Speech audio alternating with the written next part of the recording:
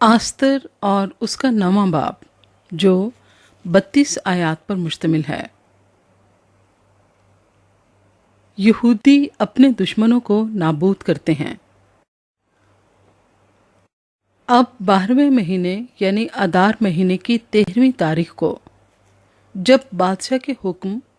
और फरमान पर अमल करने का वक्त नज़दीक आया और उस दिन यहूदियों के दुश्मनों को उन पर गालिब होने की उम्मीद थी। हालांकि बरअक्स इसके ये हुआ कि यहूदियों ने अपने नफरत करने वालों पर गलबा पाया। तो एक्सपीरियंस बादशाह के सब सूबों के यहूदी अपने अपने शहर में इकट्ठे हुए कि उन पर जो उनका नुकसान चाहते थे हाथ चलाएं, और कोई आदमी उनका सामना ना कर सका क्योंकि उनका खौफ सब कौमों पर छा गया था। और सूबों के सब अमीरों और नवाबों और हाकिमों और बादशाह के कारगुजारों ने यहूदियों की मदद की, इसलिए कि मर्तकी का रोब उन पर छा गया था, क्योंकि मर्तकी शाही महल में मौजिज़ था और सब सूबों में उसकी शोहरत फैल गई थी, इसलिए कि ये मर्द यानी मर्तकी बढ़ता ही चला गया। और यहूदियों ने अपने सब दुश्मनों को तलवार की धार से काट डाला और कत्ल और हलाक किया, और अपने नफरत करने वालों से जो चाहा किया। और कसरे सोसन में यहूदियों ने 500 आदमियों को कत्ल और हलाक किया, और परशनदाता और दुल्फून और अस्पाता और पोरता और अदलिया और अरदाता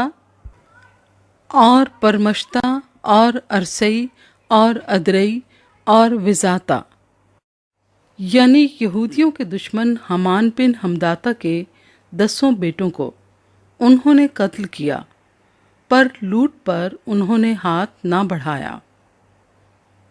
उसी दिन उन लोगों का शुमार जो कसरे सोसन में कत्ल हुए बादशाह के हजूर पहुंचाया गया, और बादशाह ने आस्तर मलका से कहा कि यहूदियों ने कसरे सोसन ही में 500 आदमियों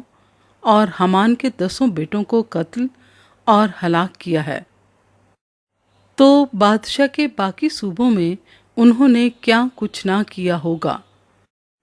अब तेरा क्या सवाल है वो मंजूर होगा, और तेरी और क्या दरख्वास्त है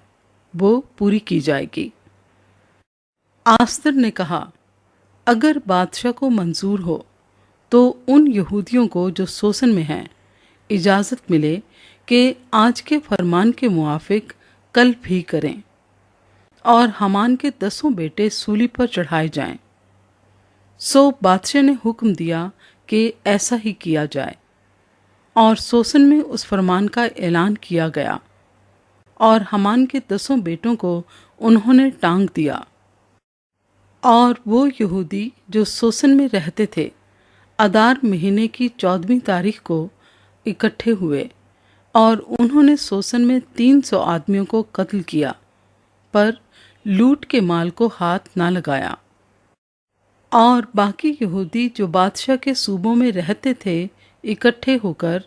अपनी अपनी जान बचाने के लिए मुकाबले को अड़ गए, और अपने दुश्मनों से आराम पाया,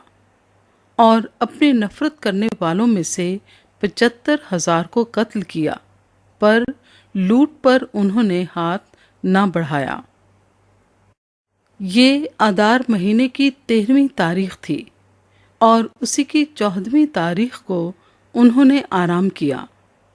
और उसे ज़ियाफत और खुशी का दिन ठहराया। पर वो यहूदी जो सोसन में थे उसकी 13वीं और 14वीं तारीख को इकट्ठे हुए, और उसकी 15वीं तारीख को आराम किया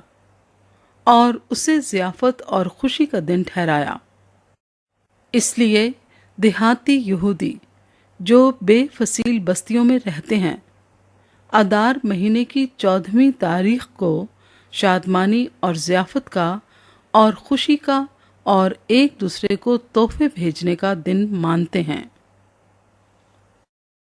عید پوریم۔ اور مرتقی نے یہ سب احوال لکھ کر ان یہودیوں کو جو اخشویروس بادشاہ کے سب صوبوں میں کیا نزدیک کیا دور رہتے تھے خط بھیجے، تاکہ ان کو تاکید کرے کہ وہ آدار مہینے کی 14ویں تاریخ کو اور اسی کی 15ویں کو سال بسال ایسے دنوں کی طرح مانیں جن میں یہودیوں کو اپنے دشمنوں سے چین ملا، اور وہ مہینے ان کے لیے غم سے شادمانی میں اور ماتم سے خوشی کے دن میں مبدل ہوا۔ اس لیے وہ ان کو ضیافت اور خوشی اور آپس میں تحفے بھیجنے اور غریبوں کو خیرات دینے کے دن ٹھہرائیں۔ یہودیوں نے جیسا شروع کیا تھا اور جیسا مرتقی نے ان کو لکھا تھا ویسا ہی کرنے کا ذمہ لیا، کیونکہ اجاجی ہمداتا کے بیٹے حامان سب یہودیوں کے دشمن نے یہودیوں کے خلاف ان کو ہلاک کرنے کی تدبیر کی تھی، اور اس نے پور یعنی کرہ ڈالا تھا کہ ان کو نابود اور ہلاک کرے۔ پر جب وہ معاملہ بادشاہ کے سامنے پیش ہوا تو اس نے خطوں کے ذریعے سے حکم کیا کہ وہ بری تجویز جو اس نے یہودیوں کے برخلاف کی تھی الٹی اس ہی کے سر پر پڑے، اور وہ اور اس کے بیٹے سولی پر چڑھائے جائیں۔ اس لیے انہوں نے ان دنوں کو پور کے نام کے سبب سے پوریم کہا۔ سو اس خط کی سب باتوں کے سبب سے اور جو کچھ انہوں نے اس معاملے میں خود دیکھا تھا اور جو ان پر گزرا تھا اس کے سبب سے بھی یہودیوں نے ٹھہرا دیا اور اپنے اوپر اور اپنی نسل کے لیے اور ان سبھوں کے لیے جو ان کے ساتھ مل گئے تھے یہ ذمہ لیا، تاکہ بات اٹل ہو جائے کہ وہ اس خط کی تحریر کے مطابق ہر سال ان دونوں دنوں کو مقررہ وقت پر مانیں گے، اور یہ دن پشت در پشت ہر خاندان اور صوبے اور شہر میں یاد رکھے اور مانے جائیں گے، اور پوریم کے دن یہودیوں میں کبھی موقوف نہ ہوں گے، نہ ان کی یادگار ان کی نسل سے جاتی رہے گی۔ اور ابی خیل کی بیٹی آستر ملکہ اور یہودی مرتقی نے پوریم کے باپ کے خط پر زور دینے کے لیے پورے اختیار سے لکھا، اور اس نے سلامتی اور سچائی کی باتیں لکھ کر اخشویروس کی مملکت کے 127 صوبوں میں سب یہودیوں کے پاس خط بھیجے، تاکہ پوریم کے ان دنوں کو ان کے مقررہ وقت کے لیے برقرار کرے،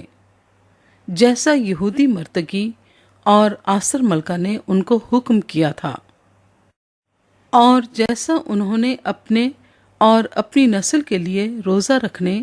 اور ماتم کرنے کے بارے میں ٹھہرایا تھا۔ اور آستر کے حکم سے پوریم کی ان رسموں کی تصدیق ہوئی اور یہ کتاب میں لکھ لیا گیا۔